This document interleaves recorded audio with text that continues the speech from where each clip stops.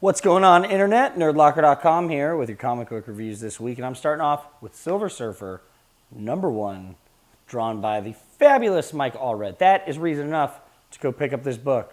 But if you need more of a reason, I'll tell you the story of, not the whole thing, I'm not going to give away a bunch of spoilers, but we see the Silver Surfer, and he's roaming the galaxies, just doing good, trying to make up for the sins he committed as the Herald of Galactus. And he is pulled in by this planet to restore the Empiricon. I believe that's how it's said. And he goes into this machine, and they basically, it's called the Persuader, and it gives you a incentive to help rescue this planet. And the incentive is this girl, Dawn, from Earth, who wished upon a star back in the day, and it turns out it was the Silver Surfer. He doesn't know who she is. They've never met. Honestly, this is awesome. There's a lot of promise for the first book. I like that Mike Allred's drawing it, that it's still going to have a fun vibe. It can be a very serious book, but it looks like it's going to be a lot of fun. And I feel like maybe that's where some people lose faith in the space comic books of Marvel. I'd like to see this go for a long time, because Silver Surfer is an awesome character, and we don't see enough of him. And what's cooler than him doing solo adventures in space? Everything's cool about it. So pick this up. I'm giving it 5 out of 5 Nerd Skulls. Hey guys, I got a chance to read Alex and Ada #5 this week. I'm really excited about this book because I'm a bit of a tech nerd myself. So, I mean, as soon as anything available, you know, as far as jailbreaking things goes, I'm definitely reading about it. And this comic book definitely has the best kind of translation over in that way, where obviously our main character has his own android, and in the last issue he decided he wanted to wake that android up and give it its own sentience. So in this issue they actually go through that, and after she's woken up in the last page of the last issue, we see the aftermath of all that and what an android can kind of go through when she's realizing that the world is real and everything around her is real, and she can feel things and taste chocolate and things like that. This book is really, really interesting just because, I mean, it's a really interesting concept, much better, and I've said it before, but I'm going to say it again. I just wish that they would have done something along these lines with the movie Her. The movie was all right, but I just feel like it could have gone a lot further, and this is the answer to that. So I'm going to give Alex and Ada 5 out of 5 Nerd Skulls, as I always would, because this book by Jonathan Luna and Sarah Vaughn is rocking it, so I want you to check it out. All right, guys, coming here with my review for Star Wars Legacy #13. Now, I'm really enjoying the series. It's one of my more favorite titles that I'm reading right now. I've been really into it because I love the Star Wars universe. I really love the Solo family, and it's focusing on a Solo family member, an ancestor, or descendant, whatever you want to call it. So that's pretty sweet, and I'm really enjoying where they're going with it. But it's kind of been shrouded in mystery and like building up, you know, kind of like the world or whatever, and explaining it here or there, and it's finally giving you a little more insight into her background. This one, not as much as the last one, but it was cool because you're starting to see the impact she has on the universe or the galaxy in general, and the people that are actually calling shots for the entire galaxy are kind of worried about it. So it's pretty sweet. There's some cool things that kind of add to the overall world and how things are laid out, the plots and where things lie. It's pretty sweet. It's really, really cool, and it's something that I never thought I'd see in a Star Wars story. And the fact that it happens is pretty awesome. I kind of want to talk to a bunch of people about it. Either way, I'm going to give it 4 out of 5 Nerd Skulls, and I'm going to ask you to check it out because it's really good. Hey there, nerds. Jim here with my comic book reviews this week. And first up, I have Aquaman #29. I've been a big fan of Aquaman until the changeover with Jeff Johns leaving. And now I've been trying to like it, but it's basically this issue, it would be off my pull list. It would be done. I'm so frustrated that a relaunch started so awesome, and now it's just, the other nerds make fun of me for liking the 90s. Well, this is a perfect epitome of a 90s book. It's pathetic. I was very disappointed. I don't want to beat it too bad because obviously somebody wrote it and they're doing something that I can't do, so that's awesome they were able to do it. But at the end of the day, I was just very disappointed. So much so that it actually started, and I was like, I felt like I didn't even read the last issue, and I went back and I'm like, wait, I've read the last issue. I don't understand how they just all of a sudden jumped with Dr. Evans now has Arthur's trident, and maybe I totally missed something. Maybe I forgot. I don't know, but I didn't understand where they were. I didn't understand what they were doing. And then all of a sudden there's monsters everywhere and Arthur's there. And I'm like, this sucks. And then there's a huge twist at the end, which by that time I'm like, I don't care. I really don't care anymore. And that's frustrating because I think Aquaman was fantastic and now it's not good. So I'm only going to give this 2 out of 5 Nerd Skulls. Read it if you want, but right now Aquaman's dead to me. All right, guys, I got to review Superior Spider-Man number 30, and this is the issue you've been waiting for. I don't want to give anything away because I don't like doing that, and I want you guys to go read it. But I feel like if you've been following Spider-Man news, you may know what this issue contains. It's a great issue. We just see New York being decimated by the goblins and just all hell's breaking loose. And Otto Octavius finally realizes, he's like, you know what? I have no idea what I'm doing. I thought I could be better, thought I could save this place, and I'm just arrogant as hell, and I messed up. And there's just some really cool moments in this issue. Last page is just like a F yeah. That's what's up. Just go pick this up. That's all I'm going to say. Sorry, I'm being very vague on this, but this is something I want you guys to read. I'm giving it 5 out of 5 Nerd Skulls. All right, guys, so I read Tomb Raider 2. It's the story after the video game takes place. And it was pretty sweet. I'm a fan of the story, and I want to see where it goes. But it was, I don't know. I feel like the video game was really fun and really cool as a video game. And the story parts of it were pretty sweet, but Lara Croft cries a lot. Like, way too much. Almost like Jon Snow level crying. Like, it's ridiculous. So the book, it's kind of doing the same thing, and it's like her like trying to save her friends but crying at the same time.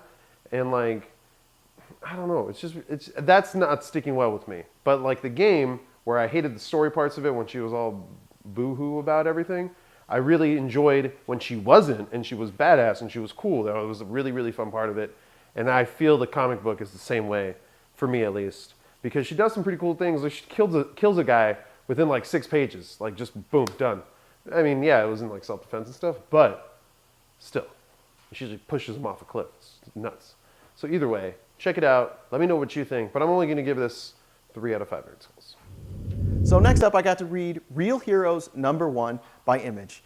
I like reading Image number 1 books because they're fun, usually exciting. This one, it started with the Twin Towers, 9/11. I'm like, oh man, really? This is the biggest crutch you could have for a superhero book. This better be good. And they handled it really well. And then they immediately took us to a scene a la the Avengers where these superheroes are fighting monsters. And you're like, what is going on here? That's a weird jump. Then jump back and you have actors, you're in the audience and you're watching the actors on the screen watching their own movie, basically premiere night. And you're like, okay, this is funny. I like how they're sort of wink, wink doing this. Best part of that whole thing, movie ends, people stand up cheering, directed by Josh Trank. I thought that was hilarious, a great nod. They even have a little bit where they interview Josh Trank, which is classic. Obviously the director of Chronicle, and we think the director of Fantastic Four. I only say that because there's rumors otherwise, but it was a nice nod. I really enjoyed that. As far as the comic goes, it was nice because it showed these actors sort of in the stereotype that we know of, or we see in the media of real life people where, you have the guy who loves having sex with random women, doing drugs. You have the serious dude who just can't, let up. You have the rapper who's getting into movies. So that was kind of funny. And then we have a twist where all of a sudden something goes wrong and we don't exactly know where we are interdimensionally, same place, we don't know. But these actors have to become real superheroes. And that was awesome. I really liked it. I'm curious where this book is going to go because so far it kind of doesn't make sense, but that's okay because I think that's the point. So I'm going to go ahead and give this one 3.5 out of 5 Nerd Skulls. I highly recommend you check it out. Hey fellow nerds, Jasper here, and I just got done reading A.R.G.U.S. issue 6. It starts off really cool as you get a brief history of A.R.G.U.S. and what they've done over the span of 3 or 4 centuries. They've pretty much gone through time serving under presidents, fighting in revolutionary and civil wars, and pretty much have had a hand pretty much with the evolution of the United States. You quickly go to Steve Trevor as he has an epiphany with and correct me if I'm wrong, fellow nerds, but the Sisters of Moray, as he pretty much kind of dies, but comes back to life, and realizes that he doesn't obviously have crazy superpowers and all this other stuff, but he does use something that works to his advantage, which is pretty cool. You kind of put a smile on your face when you find out what he does with it, as him and his team fight Dr. Light. What's more of a surprise is the revelation that Dr. Light has when Steve pretty much goes toe-to-toe with him. But I think the most important aspect of the issue is you find out there is a double-crosser or a conspirator within the foundation of the presidency and A.R.G.U.S itself. And what's more nuts is just the fact that it kind of plays in with the whole Crimson scenario. So I say it's definitely a read. I give it a 3 out of 5 nerd skulls. Definitely check it out. All right, I got to read World's Finest, number 21. This is the crossover where Power Girl and Huntress meet Superman and Batman, their cousin and father from our world, but they're from Earth 2. And there is a portal open going to Earth 2, and there's this whole giant fight, and all this stuff's going on, and we get to see super bad Superman from Earth 2 show up for a minute, and Batman and Superman are like, this isn't the guy we met in the Batman and Superman book, if you've been reading that. What the hell's going on here? Honestly, it ended just a little abrupt, and it kind of felt like, oh, man, that's over. It was fun having an adventure with you. Fist bump. Bye. And honestly, for the Huntress being Bruce Wayne's daughter from another world and, Power Girl not having any family here, I feel like there should have been more of a bonding moment at the end of this. And I felt like there should have been something more concrete. At the end, they kind of just high five and head out on their separate ways. And that kind of bummed me out. So I'm only going to give this 3 out of 5 nerd skulls. I've enjoyed the book, but just this kind of wasn't the super climactic ending I was hoping for. But yeah. All right, guys, gonna be here with my review for Ghost Rider number 1, the relaunch, the reboot, whatever the hell you want to call it, of this always awesome looking character that seems like he could be a total badass, but has always kind of been to pretty much everyone in comic books ever, because he's never really been crazy. He's an awesome dude and it's crazy and whatever. Danny Ketch is cool and Johnny Blaze has such a cool name, but it's never, for me at least, it's never really clicked, never really got into my soul like that. I've never had the fire in me. I love cars and motorcycles and stuff, so the fact that it's a car now, it's kind of cool. Totally not what it should be, because I feel like a purist. It should be a dude or a chick, it doesn't matter, on a motorcycle with a giant chain that they whip around people and do all kinds of stuff like that. That's Ghost Rider to me. I think that's the basic requisites of Ghost Rider. But they're changing it up a little bit. It's a new character. He is from East Los Angeles. He works in an auto shop, and he ends up stealing a car with a bunch of drugs in it and getting killed. Now, it's not very stereotypical, but I kind of don't like that aspect of it. But the fact that he's trying to save his brother and get him out of the ghetto and have a better life, and he enters this contest to do that and ends up getting busted for the cops and yada yada yada. It's actually kind of a very predictable story. It's really short. It feels really really really short, and you don't get that much info. Just the basics, just the bare bottom basics of everything. And he pretty much just reignites his Ghost Rider at the end of it, and it's cool. Tradd Moore does some amazing art in this book where it's a really cartoony, it's really stylized, it's really crazy, but at the same time, it fits the story really well, especially once the action gets going. It makes me really excited to see later on some crazy action sequences or whatever the hell he wants to do, because pretty much anything's going to look really cool in this book. So for that, I'm going to give it a really good score. For everything else, feels a little rushed, feels a little I feel like the character is going to have a better impact with people, a better way of oh yeah, I love that guy, he's awesome, Ghost Rider's the shit, man, because of how he is, but who knows? So we'll see what happens. I'm going to personally give it 4 out of 5 nerd skulls because the art was that damn good. So So next up, I got to read Ghostbusters number 14. I'm a big fan of the Ghostbusters. 30th anniversary. This is Mass Hysteria Part 2. And Dana Barrett's back, which is really exciting. And she sort of approaches the Ghostbusters, but she approaches Janine, the secretary. And she really doesn't want to have anything to do with the original Ghostbusters because she really doesn't want to have anything to do with Venkman. Which, okay, we kind of all understand. We know that history, whatever. So Janine sets it up where, I don't want to call them the B team because they really are good and do their job well, but she sends Melanie and Kylie to go check out her apartment. And Kylie gets some notions of some weird things going on, doesn't really express it to Dana, but lets Melanie in on it that something weird is going on in her new apartment building. She knows Dana's really freaked out because this will be the third time something weird has gone on around her. I kind of like how they've taken Oscar, the baby, out of the situation so we don't get tangled up with that right now, and they're mainly focusing on Dana, which is cool. Now, the A-team is still sort of reeling from the blood rain that was coming down, trying to figure out what's going on, and you have most of everybody is kind of excited that it was raining blood, but now they're getting tired of it because their clothes are getting stained and they don't know what to do. And it's just the humor of Ghostbusters, so well written. I really enjoy it. As weird as it sounds, I'm so glad that we see Egon living on. I think that's fantastic, and the character is spot on to the character in the movie, so it's great to see that. I really love this book. I can't wait to see where they take this with the anniversary. Highly recommend it. I'm going to give it 4 out of 5 Nerd Skulls. All right, guys, come here with my Uncanny Avengers number 18 point now, or just 18 review. It was a pretty awesome book. It never lets me down. It always has its high points, and it just makes me completely confused as to what's going on. Namely, this issue time jumped out of nowhere, and it totally left me. I had to go back and discuss it and try to figure it out. But either way, it's still pretty awesome.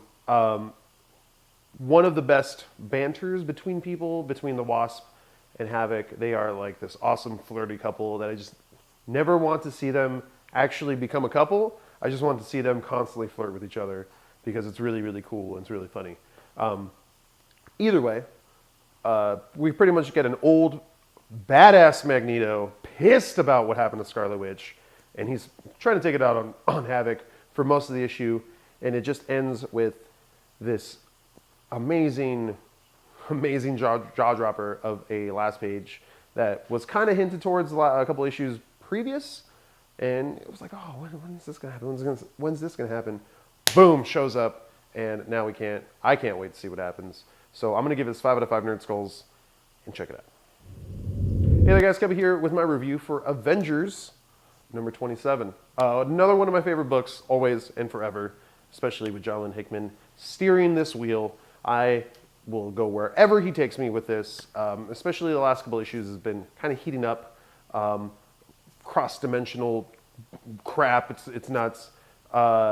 So the Avengers show up. It's a different version of the Avengers, and it's pretty much like the Earth 3 version of the Avengers, which is pretty cool. Just the way everything is kind of twisted and shaped, and the way they are. The Hulk is not the Hulk. Like, he's the Hulk, he's Bruce Banner, but just the way he comes about it, the way he becomes the Hulk, the way he does everything, the way the characters are, and how they get their powers is pretty sweet. It's blatantly the Crime Syndicate, like just the opposites of everyone, but whatever. It's Marvel's way of doing it, and it's totally cool. It's because it's Jonathan Hickman. And the artwork was really sick. And just the story overall, just going up, blowing up, and finally ends with these adaptoids just doing God knows what. I just can't wait to see what happens with the rest of this. The one book to probably get me excited week after week after week. Avengers is awesome. I'm going to give it 5 out of 5 Nerd Skulls.